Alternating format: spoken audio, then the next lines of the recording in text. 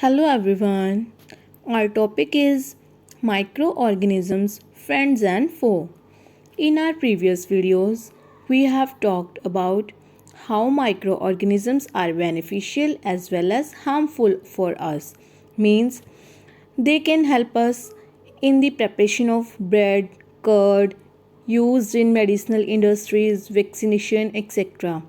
On the other hand, they can also cause diseases and spoil our food. In this video, we are going to talk about how we can protect our food from being spoiled. Let us discuss different methods of food preservation. First method is chemical method. In a household, grandma makes mango pickle which doesn't spoil for long time. Why is it so? Because it contains salts and edible oil. These are the common chemicals to prevent growth of microorganisms in food.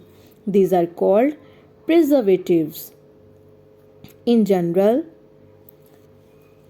salt and acid preservative prevent the attack of microorganisms in pickles. Sodium benzoate and sodium metabisulfite are the common preservatives used in jams, squashes to check their spoilage. Next method is preservation by common salt. With the help of common salt, meat and fish can be preserved. Meat and fish are covered with dry salt. The layer prevents the growth of bacteria. Common salt is also used to preserve amla,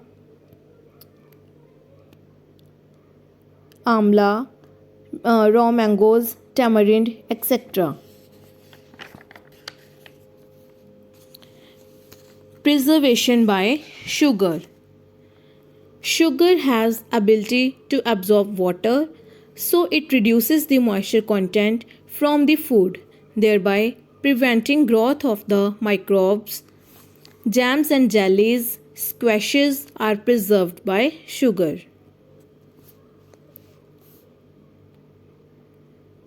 Preservation by oil and vinegar. Oil and vinegar doesn't allow bacteria to grow. Vegetables, fruits, fish and meat are preserved by this method. Heat and cold treatments. Microorganisms cannot grow in hot and cold surroundings. Therefore, boiling of water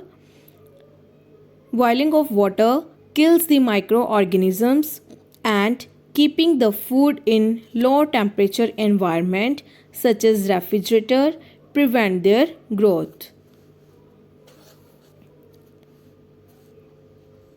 Pasteurization. Milk is heated at about 70 degrees Celsius for 15 to 30 seconds and suddenly chilled and stored. By doing so, milk becomes free from harmful microbes. Since this method is discovered by Louis Pasteur, therefore, the method of preservation of milk is called as pasteurization. Last method is storage and packing. To prevent the growth of microorganisms, dry fruits and vegetables are sold in sealed and airtight packets. I hope you understood this topic very well.